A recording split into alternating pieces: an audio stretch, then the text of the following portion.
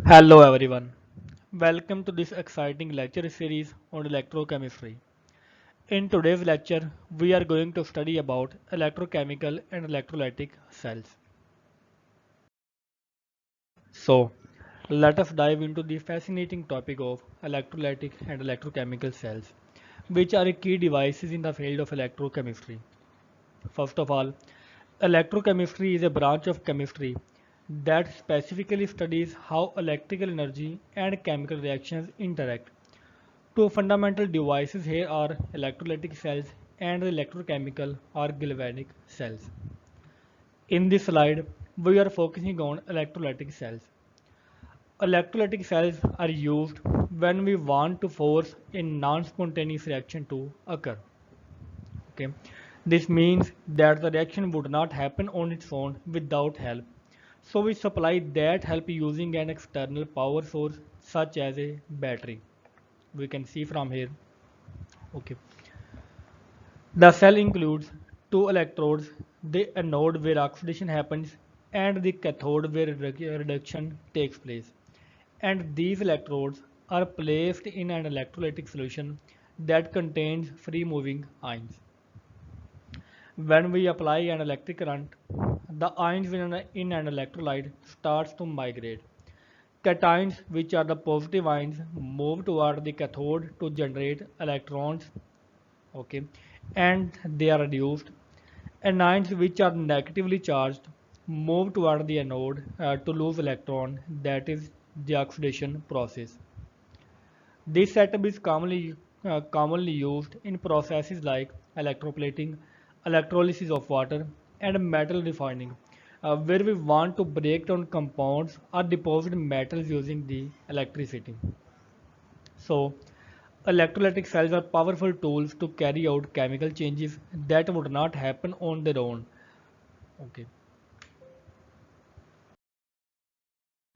Let us further explore the process of electrolytic cells with the help of an example. In this example, we will study the electrolysis of a molten sodium chloride, which is a great example of how electrical energy can be used to drive non-spontaneous chemical reactions. We begin with a source of direct current connected to a pair of inert electrodes which are immersed in molten sodium chloride. The electrodes are inert, meaning they do not take part in the reaction themselves. They are just there to provide a surface for redox reactions to happen, and that the sodium chloride must be in its molten state and not the solid state, so that the ions are free to move in the cell. Now, here is what happens when the current is applied. In molten form, the sodium ions flow toward the negatively charged electrodes and the chloride ions flow toward the positively charged electrodes. We can simply see from here sodium ions moving toward the cathode and chloride ion moving toward the anode. At cathode or the negative electrode, the following important steps take place. When sodium ions collide with the negative electrode, the battery carries a large enough potential to force these ions to pick up electrons to form a sodium metal. That is, a reduction reaction happens when sodium ions gain electron to become neutral sodium ions. So here we can see that this reaction can be represented as Na plus, they gain electron to form sodium metal. So at the negative electrode, which is a cathode, sodium metal is formed by the gain of electrons. This is how pure metallic sodium is produced from the molten sodium chloride using the process of electrolysis.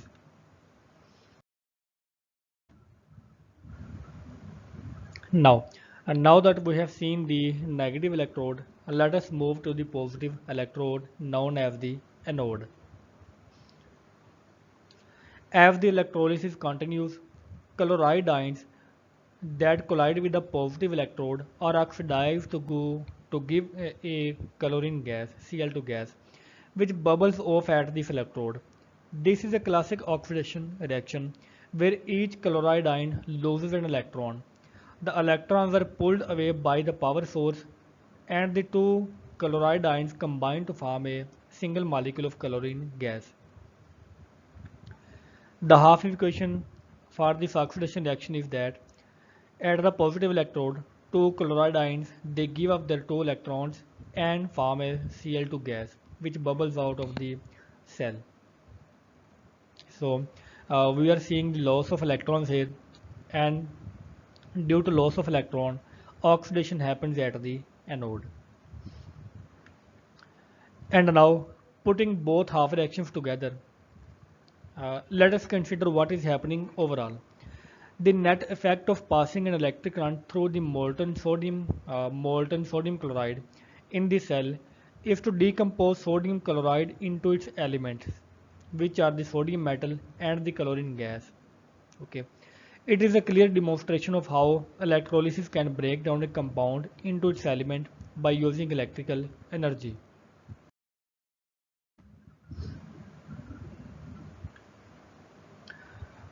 Now that we have seen what happens in the cell, let us talk briefly about the word itself, which is the electrolysis.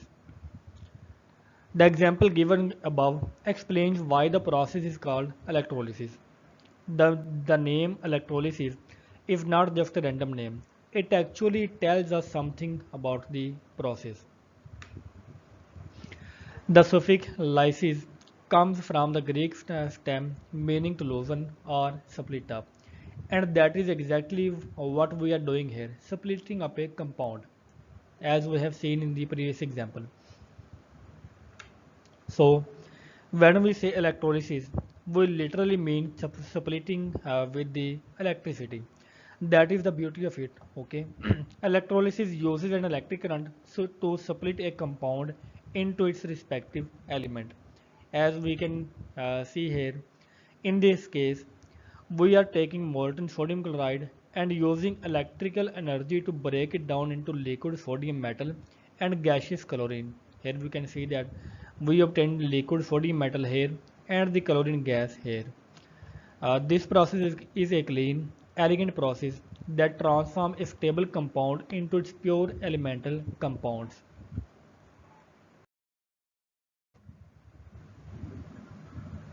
Now, let us take a quick look at the dotted vertical line in the center of this cell. This represents the diaphragm. Now, what is the purpose of this diagram? A diaphragm. It keeps the Cl2 gas produced at the anode from coming into contact with the sodium metal generated at the cathode. This separation is really important because if the two products were to mix, they could react with each other and undo all the hard work of the electrolysis. Okay. The function of this diaphragm can be understood better if we look at a more detailed and a realistic drawing of the cell. But for now, just remember that it acts like a barrier or divider to maintain product's purity and prevent unwanted side reactions inside the electrolysis. Okay, it is one of the small components that plays a big role in making the process efficient and the safe. Now, here we can see that there are two cells. This is the real cell, that is the actual process for the molten sodium chloride to produce sodium and the chlorine gas. So, in this slide, let us talk about the down cell, which is a real world application of the electrolysis of molten sodium chloride. Okay. First of all, we see that the concept that we have studied in the previous slide is that inside the cell there is a diaphragm made of iron gas. Here is it is in the divided line, but in the cell we can say here in the dotted line also. So this at the two sides is the diaphragm. It is basically in the round form, but because this is a 2D picture, we can show here by only the dotted lines. So this is the iron screen, which is basically iron gas, and it serves the purpose for this diaphragm. Okay, it is actually a fine mesh screen. which separates the two electrode basically and helps prevent the product from the mixing. Next, we can see that a node is at the center and it is made of the graphite.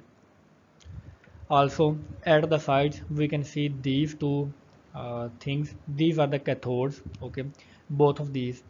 And these cathodes are separated from the anode using these diaphragm. Next, we see that in this reaction, the feedstock for the down cell is not just pure sodium chloride. Instead, it is a 3 to 2 mixture by mass of calcium chloride and sodium chloride. This combination is used for practical reasons. Okay, you see the pure sodium chloride have to be heated to more than 800 degrees centigrade before it melts, because that is the melting point of sodium chloride, which is a pretty energy intensive process. But by adding calcium chloride, we can lower the melting point to about 580 degrees centigrade, making the process more efficient and less costly. Let us now complete our understanding of how the down cell operates during the electrolysis. Inside the cell, chlorine gas forms on the graphite anode, which is inserted into the bottom of the cell. As the reaction proceeds, the chlorine gas bubbles up through the molten sodium chloride, okay, and it is collected in a funnel at the top. It is a clever way to safely collect the gaseous products as it forms. So the chlorine leaves from this top pipe and from the system. At the same time, sodium metal forms at the cathode. So these two are the cathodes. These are placed along the inner side of the cell. Because molten sodium is less dense than the molten sodium, a molten salt, it floats up through the molten sodium chloride. So it floats up through the molten sodium chloride solution and it is gathered in a sodium chloride collecting ring. So due to its low density, it rises up and we can simply collect the sodium metal from here. The reaction is that the electrodes are simple but powerful. At anode, as we have seen earlier, chlorine gives off its two electrons to provide us Cl2 gas, and at cathode, Na plus ions gain an electron to produce sodium metal. So overall, the reaction is NaCl. This will give two Na atoms and a chlorine gas. So we have seen that this is a great example of electrolysis in action, which efficiently separate molten sodium chloride into its two elements, sodium metal and chlorine, through the use of electric current and a clever cell design.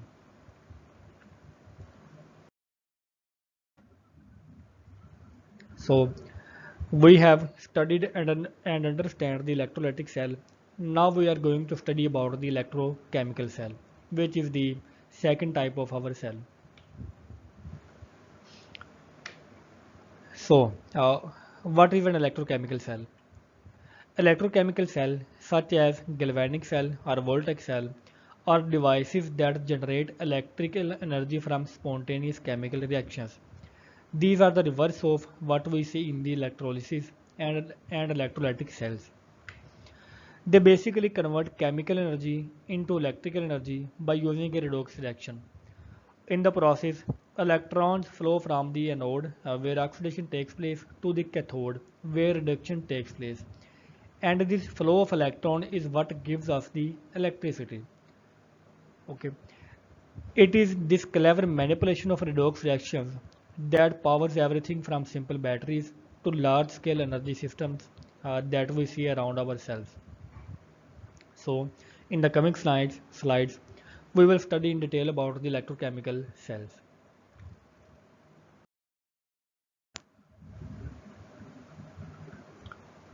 Now we will talk about the components of an electrochemical cell. We can see a diagram of the electrochemical cell here, but we see the components and some of their functions one by one in the coming slides. Let us begin with the anode, which is a key part of any chemical cell. The anode is a site where oxidation takes place, meaning it is where electrons are losing from a substance during a redox reactions. Now, the sign of the anode depends upon the type of cell. In galvanic cell, the anode is negative. Okay, that is because the substance at the anode, like zinc in a typical cell, gets oxidized and release electron. For example, Zn give off 2 electrons to produce 2 plus ion. The electrons accumulate the electrode, making it a negative. Okay, so the site where oxidation occurs is the site is called an anode. On the other hand, in an electrolytic cell, the anode is positive. This is because the external power supply is pushing electrons out of the anode, forcing a non-spontaneous reaction to happen. The electrode is being drained of electron, so it takes on a positive charge.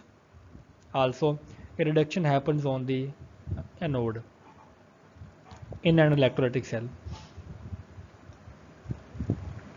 Okay, so despite these differences in sign, one rule is always holds true. Oxidation always happens at the anode, whether the cell is spontaneous or not.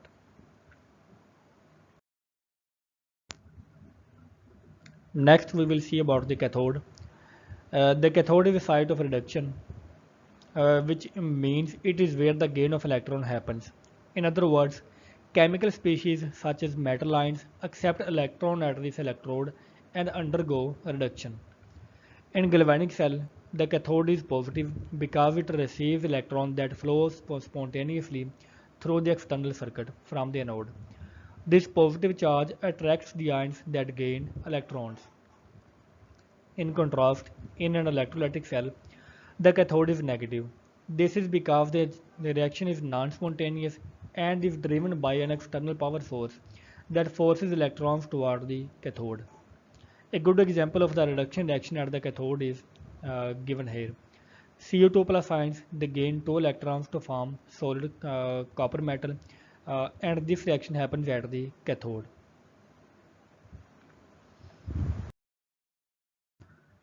Next, we will study about the electrodes. Electrodes are just the metal parts which are immersed in a solution, and they provide a platform for the reduction reactions or the oxidation reactions to happen. Okay, so electrodes can be of two types. They can be active or inert electrodes. Active electrodes participate directly in the redox reaction during a chemical reaction in the cell. They must be solid and electrically conductive metals like zinc or copper. For example, in a Daniell cell, the zinc electrode loses mass as it oxidizes, while the copper electrode gains mass due to reduction. Okay, in the Daniell cell, zinc loses mass and the copper gains mass. Secondly, inert electrodes, on the other hand, they do not participate chemically in the redox reaction. Instead, they provide a surface for the electron transfer when no solid redox material is present in the solution.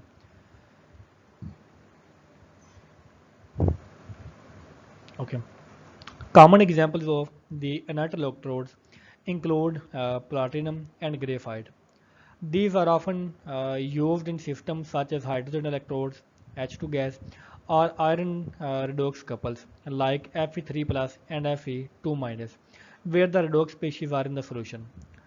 The choice between inert and active electrodes depend on the specific electrochemical system and whether the electrode material itself undergoes chemical change during the reaction or not. Next component that we are going to study is the electrolyte. The electrolyte is a conductive ionic solution that allows the flow of charge between the electrodes by enabling the movement of ions within the cell. Okay. It plays a key role in maintaining electrical neutrality by allowing positive and negative ions to migrate and balance the electron flow happening during the cell. The electrolyte must be carefully chosen to be chemically compatible with the electrode materials. This helps avoid unwanted side reactions such as precipitation or electrode corrosion. For example, in copper electrochemical system, sodium sulfate is often used as electrolyte with copper sulfate solution because it prevents the precipitation of unwanted compounds and ensures smooth flow of ions.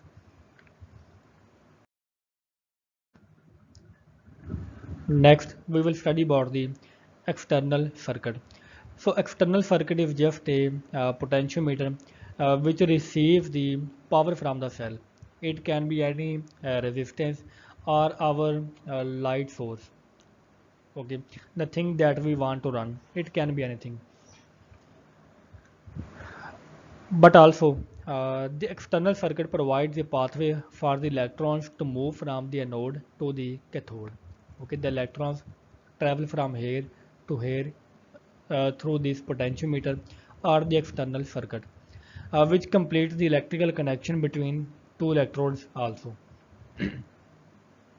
In a galvanic cell, electrons flow spontaneously through the external circuit as the cell generates electrical energy from a spontaneous redox reaction. Conversely, in an electrolytic cell, the external circuit is connected to the external energy source that drives the non-spontaneous reactions by forcing electrons to move in the required direction.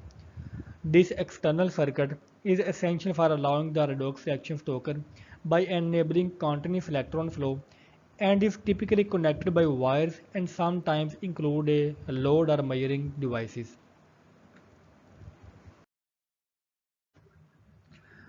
Next, we will study about the salt bridge, which is the basic component of a electrochemical cell. The salt bridge is typically a tube which is filled with an inert electrolyte solution such as potassium nitrate, KNO3, or sodium sulfate, which is Na2SO4. Its main function is to complete the electrical circuit internally by allowing ions to flow between two half cells, which prevent the buildup of charges that would otherwise stop the reactions.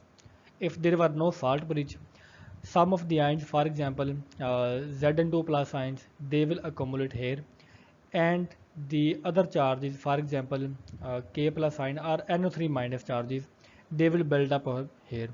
So at the cathode, negative charges will build, and at the anode, positive charges will build. So to keep the neutrality, the salt bridge provides a path for the charges to travel. The salt bridge also prevents the direct mixing of the oxidizing and the reducing agents in in the separate solutions, which force electrons to travel through the external wire instead of directly through the solution. Okay, acting like a semi-permeable membrane, it allows the migration of electrolyte ions to maintain charge balance while minimizing the direct crossover of redox ions. This ensures the redox reactions continue smoothly and the current keeps flowing in the cell.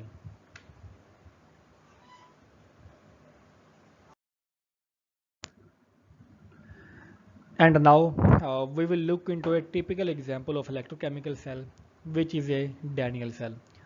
So the Daniell cell is a typical galvanic cell that harnesses the spontaneous redox reaction between zinc metal and cupric ions to produce an electric current. Okay. The cell consists of a copper vessel which is filled with a saturated copper sulfate solution which acts as a depolarizer by providing CO2 plus ions for the reduction reactions. Additionally, a dilute sulfuric acid is also present and it acts as an electrolyte which facilitates the ion flow and maintain electrical neutrality in the system. Also, an amalgamated zinc rod is immersed in a zinc sulfate solution where the zinc metal undergoes oxidation, releasing electrons to the external circuit. So, in the anode, oxidation happens, and at the cathode, reduction happens. The overall cell is also shown by the standard notations here. Here we can see that Zn and ZnSO4 they are in the one half cell, and CuSO4 and copper they are in the other half cell. They are separated by these two lines, which means that this is a electrochemical cells, and these two electrolytes are the systems, are the separate systems. Moving further into the electrochemical cells, we will now study the steps involved in Daniell cell. So, the Daniell cell's overall chemical reaction is conventionally written as Zn plus Cu2 plus. They give rise to Zn2 plus and Cu solid metal. Here, solid zinc is oxidized to zinc ions, while copper ion in solutions are reduced to copper, solid copper. In this cell, electrons flow from the zinc electrode to the copper electrode through the external circuit. This electron flow generates an electric current that can be used to provide any work. Meanwhile, the metal ions travel through the between the two half cells via the salt bridge. So electrons flow from here, while the ions flow from here through the salt bridge, which maintain the electrical neutrality. Zn2 plus ions enter the zinc half cell reaction, while the Cu2 plus ions in the copper half cell gains electron and deposit as a copper metal with the electrode. The current, defined as the flow of positive charges, flows from copper electrode to the zinc electrode, which means it flows from cathode to anode externally. The Daniell cell is considered a reversible cell, meaning under certain conditions the reaction can be reversed by applying external voltage. However, voltaic cells in general can be reversible or irreversible depending on their chemical makeup and the construction.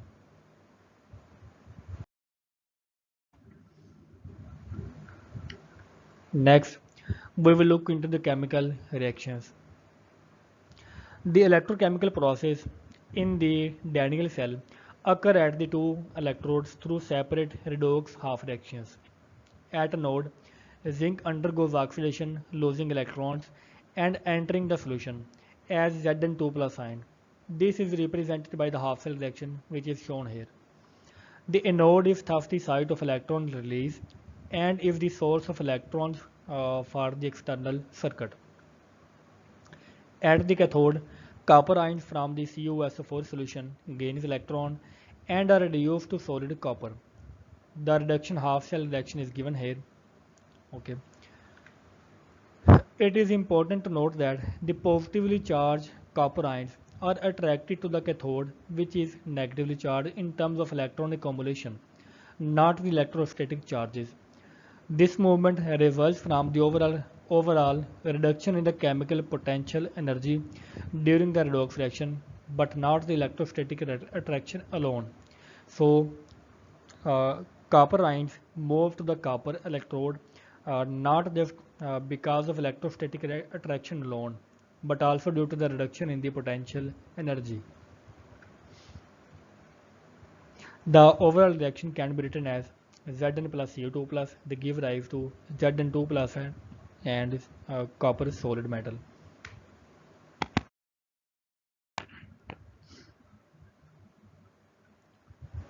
So now we will study about some of the results of the Daniell cell or the process that happens in the cell.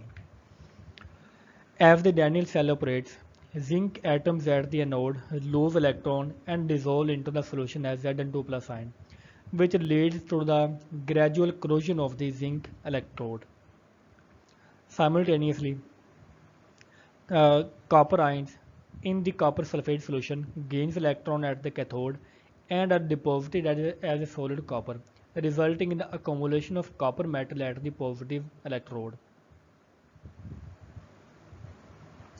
The overall chemical transformation not only produces a visible change in the electrodes, but also releases electrical energy. The Daniell cell yields about approximately 213 kilojoule per mole of energy.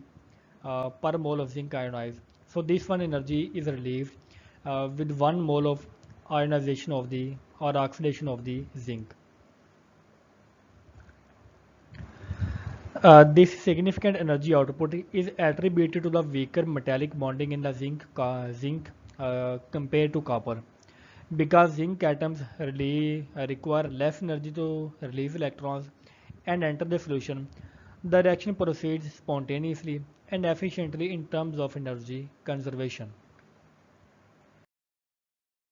So, as we have studied in detail about the electrolytic and electrochemical cells, we will now try to compare both of these cells uh, and will look into their comparison. First of all, we will define both of the cells. Electrochemical cell, it is a cell which produces electricity as a result of chemical reaction, and it will called an electrochemical cell. While the electrolytic cell is an electrochemical cell in which electrical energy is converted into chemical energy. Okay, so this is a basic difference. It uses this cell uses electrical energy to produce chemical energy. This cell, which is an electrochemical cell, it produces electricity with the help of a chemical reaction. Moving toward the anode of the electrochemical cell is the negative electrode, while the anode of the electrolytic cell is the positive electrode. The cathode of the electrochemical cell is positive, while the cathode of the electrolytic cell is the negative. Next, the direction of the current. In electrochemical cell, the current flows from cell to the external circuit, while in the electrolytic cell, the current flows from external circuit to the cell. Moving toward the chemical reaction. In electrochemical cell, a spontaneous chemical reaction occurs to produce electricity, while in the electrolytic cell, a non-spontaneous chemical reaction takes place. Studying the construction of the cell, the construction of an electrochemical cell is in the form of two half cells, while in the electrochemical cell, the complete cell is assembled in a single cell container. The energy conservation. In electrochemical cell, chemical energy is converted into the electrical energy, while in the electrolytic cell, electrical energy is converted into the chemical energy. Also, electrochemical cells do not require external source to supply power, while the external power supply is required in an electrolytic cell. In electrochemical cells, the electrons flow from anode to cathode through the external circuit, while in an electrolytic cell, the external battery supplies the electrons that go in through cathode and come out through the anode. Electrochemical cells are used as a source of electricity, such as battery. Electrolytic cells are used in electrolysis of the compounds. Now that we have understood both the function of the electrolytic and electrochemical cells, we will now move toward the applications of the cell. One of the major applications of the electrochemical cell is as a battery. Okay, so in here we will study only about the applications of the electrolytic cell, which are more important applications. Okay, so now moving toward the applications of the electrolytic cells. First, one of the most important application of the electrolytic cell is the electrolysis of water. Using an electrolytic cell, we can break down water into hydrogen and oxygen gases. This process is vital for producing clean hydrogen fuel. Second, electrolytic cells are used in the extraction of aluminium from bauxite ore. This process would not be feasible without electrolytic technology. Thirdly, electrolytic cells play a key role in electroplating also. It is a method where a thin layer of metal like chromium, silver or gold is deposited on another metal surface. This help enhances the corrosion resistance and improve appearance, and also it provides specific surface properties to the metals.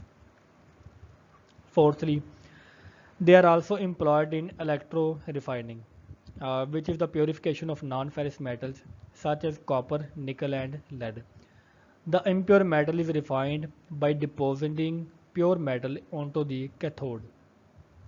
Lastly, processes like electrowinning, where metals are recovered from ores or solutions using the electricity. They rely on electrolytic cells. It is widely used in mining and metal recovery industries.